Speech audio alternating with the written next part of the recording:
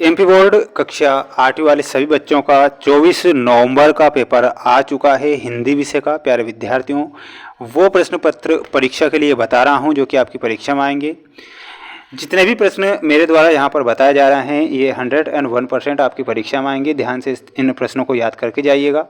24 नवंबर का ये पेपर है, पूरा का पूरा पेपर बताऊँगा जो कि 101% आपकी परीक्षा में आएगा। जितने भी विद्यार्थी वीडियो को देख रहे हैं तो इस क्वेश्चन पेपर को ध्यान से देखिएगा। प्यारे विद्यार्थियों, 2.5 घंटे का आपको समय दिया जाएगा। वहीं मैक्सिमम मार्क यानी कि पूर्णांक जो होगा 60 नंबर का आपका पेपर आपकी अर्धवार्षिक परीक्षा में आएगा। पहला ही प्रश्न प्यारे विद्यार्थियों परीक्षा में आपको देखने को मिल जाएगा। निम्नलिखित बहुविकल्पी प्रश्नों में से सही विकल्प चुनकर लिखिए। देखिएगा, निम्नलिखित बहुविकल्पी प्रश्नों में से सही विकल्प चुनकर लिखिए में पहला प्रश्न ही पूछा जाएगा, तानसेन के गुरु कौन थे। जो संगीत सम्राट तानसेन थे उनके गुरु के बारे में पूछा गया है। बेजू बावरा, पंडित विष्णु दिगंबर पुलुस्कर, राजा मानसिंह तोमर या फिर स्वामी हरिदास। तो यहाँ पर जो हमारा सही उत्तर होगा वो हो जाएगा स्वामी हरिदास। तानसेन के गुरु थे। तो ये आप सभी बच्चों को करेक्ट उत्तर के रूप में याद रखना है। जितने भी बच्चे वीडियो को देख रहे हैं तो वीडियो को लाइक करके चैनल को सब्सक्राइब करना है। साथ ही आप सभी बच्चों को प्रश्नों को याद कर लेना है, क्योंकि ये प्रश्न जो मैं बता रहा हूँ ये आपकी परीक्षा में पूछे जाएंगे। ठीक है। इसके बाद में अगला प्रश्न पूछा जाएगा, देख सकते हैं, वर्दे कविता के रचयिता कौन है। देखिएगा, प्रश्न आपसे पूछा गया है वर्दे कविता के रचयिता कौन है। तो यहाँ पर आपको सही उत्तर के रूप में बताना है निराला, यानी कि सूर्यकांत त्रिपाठी निराला जो है वो वर्दे कविता के रचयिता हैं। तो यहाँ पर आपको सूर्यकांत त्रिपाठी निराला करेक्ट उत्तर के रूप में याद रखना है और अच्छे से इन प्रश्नों को याद करना है, क्योंकि ये प्रश्न परीक्षा में आएंगे। अगला प्रश्न आप देख सकते हैं आपकी स्क्रीन के सामने। अभी तक वीडियो को लाइक नहीं किया है तो जल्दी से करिएगा। देखिएगा,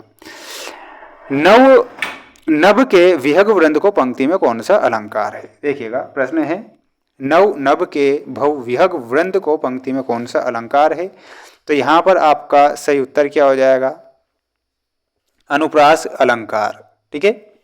आर्यों के प्राचीनतम ग्रंथ को क्या कहते हैं। तो आर्यों के प्राचीनतम ग्रंथ को वेद कहते हैं और वेद 4 प्रकार के होते हैं, ऋग्वेद, यजुर्वेद, सामवेद और अथर्ववेद।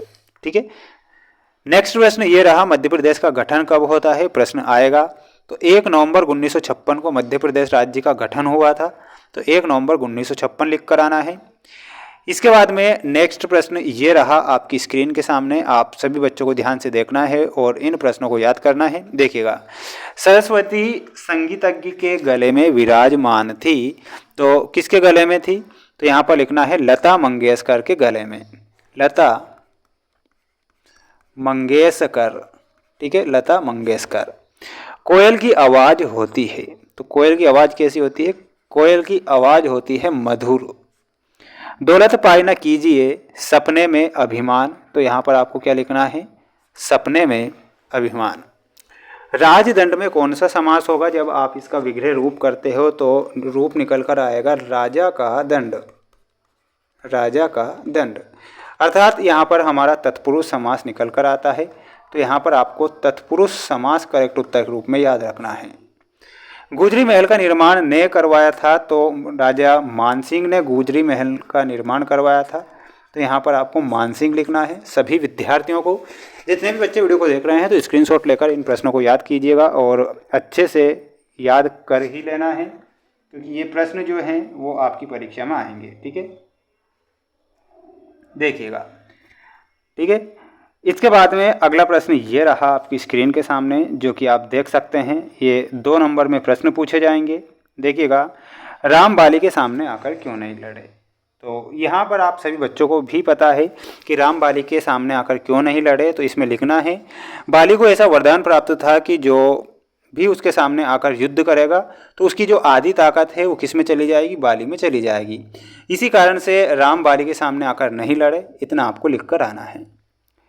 तुलसीदास ने किस किस के उद्धार का उल्लेख किया है। ये प्रश्न रट लीजिए, छाप लीजिए कि जो तुलसीदास थे उन्होंने किस किस के उद्धार का उल्लेख किया है। तो इसमें लिखना है भगवान श्री राम के द्वारा, भगवान श्री राम के द्वारा खग, मृग, और इसके बाद में लिखना है व्याध, पाषाण, विटप, जड़ तथा देवों के उद्धार का उल्लेख उन्होंने किया है। तो इतना आपको लिखकर आना है। ठीक है। अगला प्रश्न आपसे पूछा जाएगा, जितने भी बच्चे विद्यार्थी वीडियो को देख रहे हैं तो जल्दी से जल्दी आप इन वीडियो को लाइक करिएगा। निम्नलिखित के विलोम शब्द लिखिए। तो विलोम शब्द आपसे पूछे जाएंगे। तो प्रिय का विलोम शब्द क्या होता है? अप्रिय होता है। क्या होता है? अप्रिय। स्वतंत्र का विलोम शब्द क्या होता है? स्वतंत्र का विलोम शब्द होता है परतंत्र। अमृत का विलोम शब्द क्या होता है? अमृत का विलोम शब्द होता है विष। ठीक है। तो ये आपको ध्यान रखना है, ये विलोम शब्द वाले प्रश्न आएंगे। निम्नलिखित शब्दों के अर्थ बताइए। तो अकस्मात, तो अकस्मात का अर्थ क्या होता है? अचानक। क्या होता है? अचानक। विलक्षण, तो विलक्षण का अर्थ क्या होता है? विशिष्ट लक्षणों वाला। क्या होता है? आपको लिख लेना है यहां पर, विशिष्ट लक्षणों वाला। कंठगत, तो कंठगत का अर्थ होता है गले तक। क्या होता है? गले तक कंठगत का अर्थ होगा। तो गले तक आपको याद रखना है। जो प्रश्न बता रहा हूँ ये आपकी परीक्षा में आएंगे, इसलिए बार बार मैं आपसे यही कहूँगा कि सभी बच्चे पेपर को याद करके जाइएगा, क्योंकि ये ऐसे प्रश्न हैं जो परीक्षा में आते हैं। उपसर्ग किसे कहते हैं? तो उपसर्ग की परिभाषा क्या होती है मैं आप सभी बच्चों को बता दूं, आपको रिवीजन कर लेना है। ऐसे शब्दांश जो किसी शब्द के पहले जुड़कर, लिखना है, ऐसे शब्दांश जो किसी शब्द के पहले जुड़कर उनके अर्थ में परिवर्तन करते हैं उन्हें उपसर्ग कहते हैं। इतना लिख कर आना है। आहार कितने प्रकार के होते हैं? यानी कि आपसे पूछा है कि आहार कितने प्रकार का होता है। तो आहार जो होते हैं प्यारे विद्यार्थियों 3 प्रकार के होते हैं। अब 3 प्रकार के कौन कौन से आहार होते हैं आपको लिखना है। एक तो होता है सात्विक आहार। आहार मतलब कि खाने योग्य चीज है ना। एक तो होता है सात्विक आहार, एक होता है राजसिक आहार। एक क्या होता है? राजसिक आहार। और एक होता है तामसिक आहार। तो ये 3 प्रकार के आहार होते हैं। ठीक है। एक तो राजसिक होता है, सात्विक होता है, और एक होता है तामसिक व्यवहार। तो व्यवहार नहीं, सॉरी, आहार होता है ना। तो आहार यहाँ पर आपको करेक्ट उत्तर के रूप में याद रखना है। इसके बाद में अगला प्रश्न देखिएगा। अगला प्रश्न ये रहा, मुक्तानंद जी पढ़ने के लिए समाचार पत्र कैसे प्राप्त करते थे? तो यहाँ पर लिखना है श्री मुक्तानंद जी समाचार पत्र पढ़ने के लिए दूसरे व्यक्तियों से प्राप्त करते थे। उन्हें पता होता है कि किसके घर पर कितनी बजे और कितने टाइम पर अखबार आता है, तो वो चले जाते थे, मांग कर ले आते थे। ऐसा आपको अपने मन से भी लिख सकते हैं ना। अगला प्रश्न है, धन पाकर हमें अभिमान क्यों नहीं करना चाहिए? तो इसमें लिखना है, धन पाकर किसी भी व्यक्ति को अभिमान नहीं करना चाहिए। धन का स्वभाव चंचल होता है, कभी एक स्थान पर स्थिर नहीं रहता है। इतना आपको लिखना है। यमक और श्लेष अलंकार में क्या अंतर है ये आपको याद करके जाना है। इसके बाद में यहाँ पर देखिएगा, अगला प्रश्न आपकी स्क्रीन के सामने है। जितने बच्चे वीडियो को देख रहे हैं ध्यान से देखिएगा। निम्नलिखित अपठित गद्यांश को पढ़कर उसके आगे लिखे प्रश्नों के उत्तर देना है। तो देखिएगा, सदाचार शब्द 2 शब्दों के मेल से बना है, सत प्लस आचार। इसका अर्थ है अच्छा आचरण। अच्छा आचरण वह है जिसमें व्यक्ति और समाज दोनों का हित हो। सत्य, अहिंसा, प्रेम, उदारता, सदा सहिता आदि सदाचार के प्रमुख लक्षण हैं। सभी देशों और सभी कालों में इन्हें मान्यता मिलती रही है, जो व्यक्ति अपने जीवन में, तो ये पढ़ लेना है। अब देखिएगा, यहाँ पर आपसे पूछा गया है कि इस अपठित गद्यांश का उचित शीर्षक क्या है।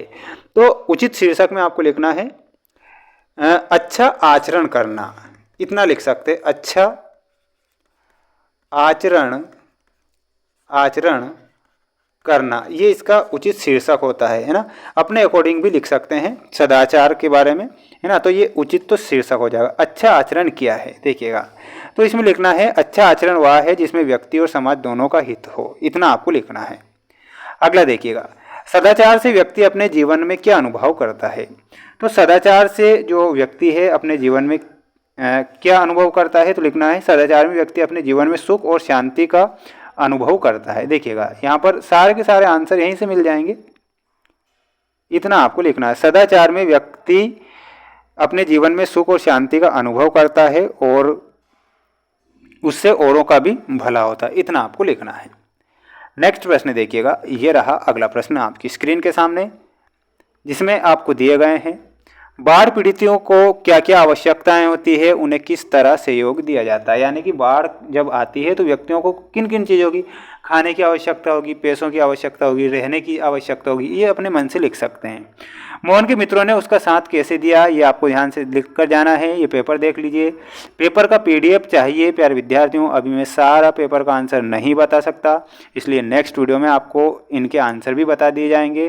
पर सभी विद्यार्थियों को अगर पेपर के PDF चाहिए तो PDF की जानकारी मैं आपको बता देता हूँ। हमारा ऐप है जिसका नाम है मेंस एजुकेशन ऐप, जिसकी लिंक मैंने डिस्क्रिप्शन में दे रखी है। वहाँ पर आपको सभी विषय के पेपर उपलब्ध हो जाएंगे। ठीक है, ध्यान रखना है। निबंध में आपको क्या याद करना, याचक और दाता, गीता का मर्म, ये सारी चीज़ें हैं। कोई राष्ट्रीय त्यौहार याद करके जाना है ना। स्वच्छ भारत, हमारा विद्यालय कैसा हो, दीपावली। अपने मन से भी आप निबंध तो अपने मन से भी लिख सकते हैं ना, अगर ऐसे प्रश्न पूछे जाए तो। दीपावली में अगर निबंध आपसे पूछ लिया गया तो क्या 10 पॉइंट आप अपने मन से नहीं लिख सकते?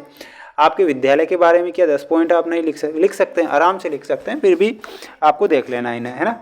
मिलते हैं नेक्स्ट वीडियो में। जय हिंद, जय श्री महाकाल।